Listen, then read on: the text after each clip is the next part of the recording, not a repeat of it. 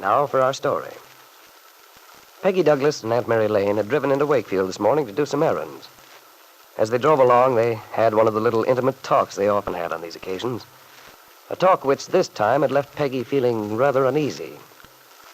Peggy had believed that Nicholas Dorn had postponed their marriage because he was afraid that she might still be emotionally concerned with Bill Meade. But Aunt Mary apparently felt that Nicholas had fallen in love with Peggy, therefore was unable to carry on with the plan the two young people had made originally.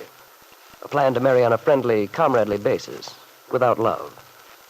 If Nicholas were actually in love with her, Peggy realized how unfair it would be for her to go through with the wedding. And yet she wanted to marry Nicholas, wanted to place herself in a secure position, beyond fear or hope of again becoming enmeshed in Bill Meade's tangled life. Peggy was still occupied with these thoughts as she and Aunt Mary entered David Bowman's bank. And then Peggy saw Bill Meade. He came toward her, his face alight with eagerness. Hello, Peggy. Hello, Bill. Aunt Mary. Oh, hello, Bill. Well, this is lucky. I was just leaving. I might have missed you. Well, it's lucky for us, too. How are you, Bill? Oh, well, as can be expected, I guess. How are you, Peggy? Fine, thanks. You seem to be pretty busy today. I was just telling Peggy, it looks as if I'll have quite a wait. Yeah, it's been like this for the last few weeks. Well, where's David? I don't see him at his desk. Oh, he's just stepped out for a minute. He'll be right back. Good. Hope I get to see him. Oh, Peggy, you're looking awfully nice today. I like your new hairdo. Oh, Bill, this isn't a new hairdo. My hair just got blown around on the way in. Oh, well, it looks nice that way. Oh, goodness, I'd better get in line if I'm ever going to get waited on. Yes, and I'd better get started on my errands. I'll see you at the car, Aunt Mary. All right. Well, goodbye, Bill. It's been nice. Oh, wait a minute, Peggy. I'm just going, too. I'll walk out with you. Okay, Bill. So long, Aunt Mary. Glad I saw you. Yes, Bill. Come out to see us some evening. Fine, I'd like to.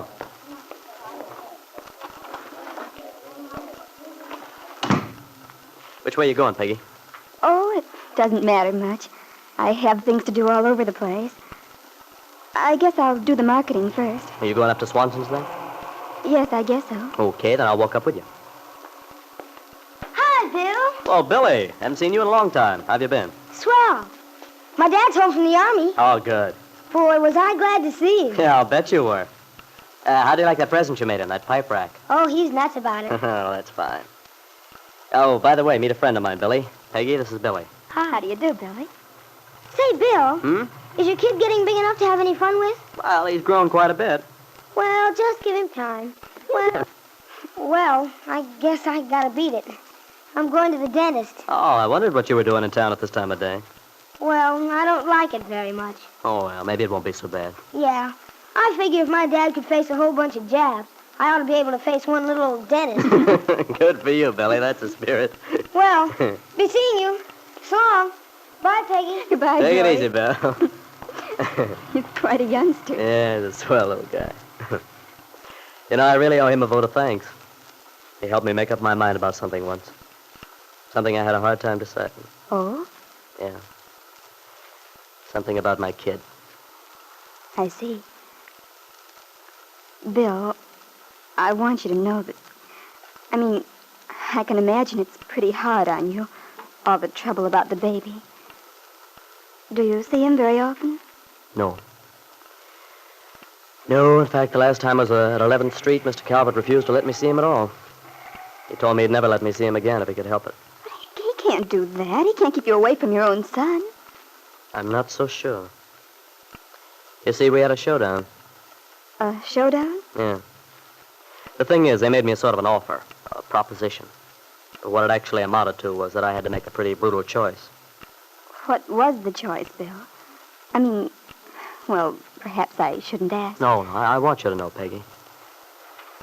Mr. Calvert said that if I'd give up any attempt to have custody of my son, that Kitt would go away quietly and get a divorce.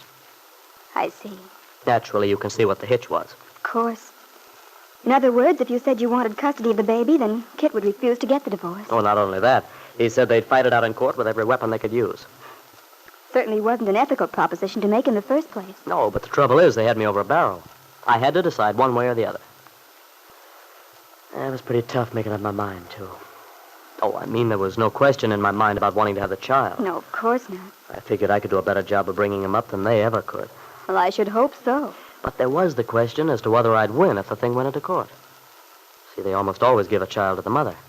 Yes, I suppose they do. That is, if they think the mother will take care of the child properly. Yeah. And you see, if I did insist on taking it into court and lost, well, then I'd lose everything. The child, and my freedom, too. I know. It's an awful spot to be in. I'm awfully sorry, Bill. Oh, I'm not asking for sympathy, Peggy. But it does sort of help to tell you about it.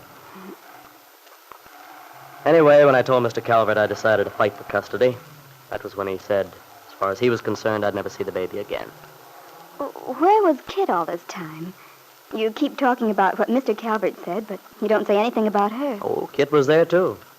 But she seems to be more and more under her father's thumb. Whatever Ben Calvert wants is the law over there. She must have changed quite a lot, then. She certainly used to stand up for her own rights. I know. But she... Well, Bill, I think you should hold out for what you believe. That baby is yours, and I think you're the one who should have him. Well, I've got it all worked out. How I'd arranged to have him taken care of. The way my job goes, I'd be able to get home at least once during the day to keep track of things. Oh, Bill, I'm sure you could manage. And, of course, eventually you'll probably remarry when everything between you and Kitt is straightened out. Then you could give your son a proper home. Yeah. Well, I don't know about that part of it, Peggy. Oh, but of course you will, Bill. You'll find some nice girl and start life all over again. I doubt it very much. But why, Bill? Oh, you're just feeling sort of defeated now, but well, you know how it is. Time takes care of a lot of the pain. Of course, at the moment, it seems as if you're always going to feel the way you do, but then gradually, without realizing it, you'll begin to feel better. Yeah. Well, I hope I won't be feeling so low indefinitely. But... But what, Bill? Well, you see, my problem's pretty complicated, Peggy. I mean, well, when you have a child, it just changes things. Well, certainly it changes things, but not so there's no hope of ever having a normal life. You really think that, Peggy? Of course I do.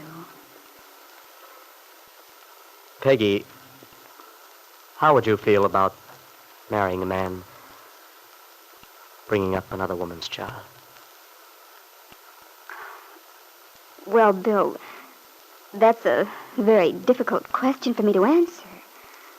Well, yes, but you've just been I saying know, that but the things I was saying were in the abstract. It's different when you think of a specific situation. Yeah, sure. I realize that. Because, you see, Bill, we're talking about you. You and your child. And your child is Kitt's child, too.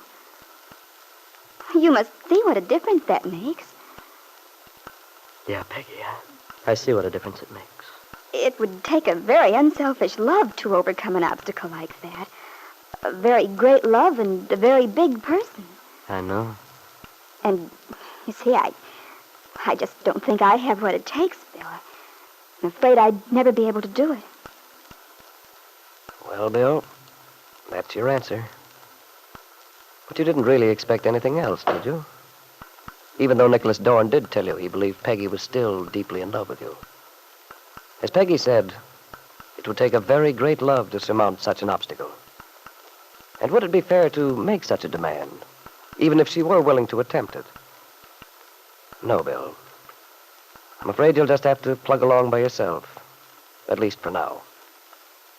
But the main thing to remember is, you've got to fight for your baby son, regardless of Ben Calvert and Kitt, even regardless of Peggy, the girl you love.